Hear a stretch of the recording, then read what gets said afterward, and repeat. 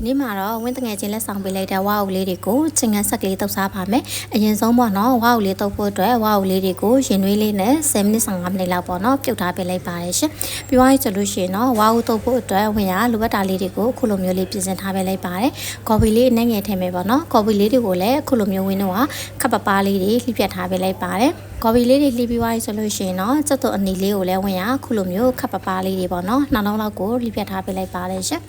ဝါအုပ်တုပ်လို့ရှိရင်ပေါ့နော်မပါမဖြစ်တဲ့အရွက်ကလေးကကြတော့သူကရှောက်ရွက်ကလေးပေါ့နော်ဝါအုပ်တုပ်ကကြတော့လေဒီလိုရှောက်ရွက်လေးပါမှာသူကပုတ်ပြီးတော့စားကောင်းတာပါနန်းနန်းမင်းတို့ဘာလို့လဲဆိုလို့ရှိရင်ဝါအုပ်တုပ်ကမလိုက်ဘူးပေါ့နော်ဒီလိုရှောက်ရွက်နဲ့မွှမွေးလေးနဲ့ဆိုလို့ရှိရင်ဝါအုပ်ကပုတ်ပြီးတော့စားလို့ကောင်းပါတယ်ရှင်ဝင်ရခုလိုမျိုးရှောက်ရွက်ကလေးတွေကိုလည်းခပ်ပပလေးတွေဖြတ်ထားပေးလိုက်ပါတယ်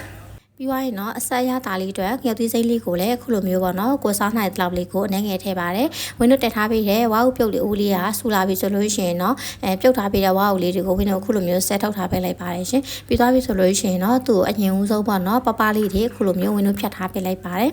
ဝါအုပ်တုပ်လေးရဆိုလို့ရှိရင်ပေါ့နော်သူကကျမရဲ့အတွက်လည်းတင်တော်ပြီးတော့ဝိတ်ချနေတဲ့သူတွေအတွက်ဆိုလို့ရှိရင်လည်းအရန်ကိုတင်တော်တဲ့အစားအစာလေးတစ်မျိုးပဲဖြစ်ပါတယ်ဝင်းတို့လှီထားတဲ့ဝါအုပ်လေးတွေကိုပေါ့နော်အခုလိုမျိုးခွက်ပပတတိနုံကလေးတွေလှိဖြတ်ပြီးသွားပြီဆိုလို့ရှိရင်တော့ဝါအုပ်မှာပါတဲ့အရည်လေးလည်းခံပြီးတော့အနံ့လေးလည်းနည်းနည်းပျောက်သွားအောင်လို့ပေါ့နော်ဝင်းကအခုလိုမျိုးပေါ့နော်ဝါအုပ်လေးတွေကိုရေချောက်လေးပေါ့နော်အိုးထဲမှာပြန်ပြီးတော့လှော်ထားပေးလိုက်ပါတယ်ရှင်ဒီနေရာလေးမှာပေါ့နော်ကိုကစီလေးထည့်ချင်တဲ့ဆိုလဲထည့်လို့ရပါတယ်ဝင်းကကြတော့ဘာမှမထည့်ပဲနဲ့ဒီတိုင်းလေးကိုပဲလှော်ထားပေးလိုက်တာပေါ့နော်ပြီးသွားပြီဆိုလို့ရှိရင်တော့ဝင်းတို့လှိဖြတ်ထားတဲ့ကော်ဖီလေးတွေနဲ့ကြက်သွန်အနီလေးတွေကိုလည်းထည့်ထားပေးလိုက်ပါတယ်ရှင်။ရှောက်ရွက်တဲ့ငှက်သီးစိမ့်လေးတွေကိုလည်းဝင်းခုလိုမျိုးထည့်ထားပေးလိုက်တယ်။ပြီးသွားပြီဆိုလို့ရှိရင်တော့ဝင်းရဗမာတုပ်လေးတုပ်စားမှဖြစ်တဲ့အတွက်ကြောင့်ပစွန်ချောင်းမှုလေးအနေငယ်ထည့်ပါတယ်။ပစွန်ချောင်းမှုကိုတော့နှစ်စွန်းထည့်လိုက်တယ်ပေါ့နော်။ပြီးရင်ပဲမှုတ်ကိုတော့တစ်စွန်းခပ်မမောက်လေးထည့်ထားလိုက်ပေးလိုက်ပါတယ်ရှင်။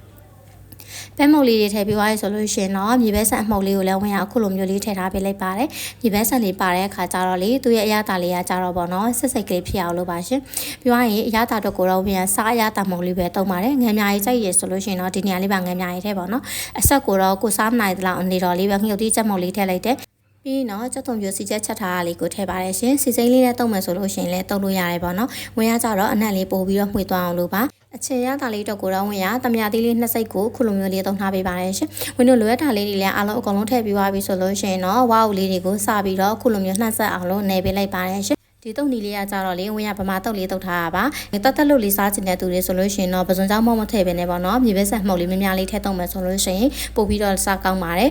သူ့ရဲ့အရသာလေးရဆိုလို့ရှိရင်လည်းပေါ့နော်ချင်းငန်ဆက်အရသာလေးကိုမှအီတုံတုံလေးနဲ့ဆိုတော့အရန်ကိုလည်းစားလို့ကောင်းပါတယ်ရင်နွေးချမ်းလေးနဲ့ပဲစားစားပေါ့နော်ဝင်းတို့သေးစားအနေနဲ့ပေါ့နော်နေ့လည်နေ့ကြီးစားစားပေါ့နော်အရန်ကိုလည်းစားကောင်းတဲ့အစားစားလေးတစ်မျိုးပဲဖြစ်ပါတယ်ရှင်ကဲဝါအောင်ထုတ်ကြိုက်တယ်ဆိုလို့ရှိရင်ပေါ့နော်အခုလိုမျိုးတတန့်ရှင်းရှင်းဖြစ်အောင်လို့ကိုယ့်အကိုအိမ်မှာကိုယ်တိုင်လှူစားကြပါအောင်နော်ဝင်းရဲ့ဗီဒီယိုလေးကိုလည်းအဆုံးထိရှုပေးကြတဲ့အတွက်အားလုံးကိုလည်းကျေးဇူးအများကြီးတင်ပါတယ်နောက်ထပ်ဗီဒီယိုလေးတွေမှာဝင်းတို့တွေပြန်လည်ဆုံတွေ့ကြမယ်နော်အားလုံးပဲတတား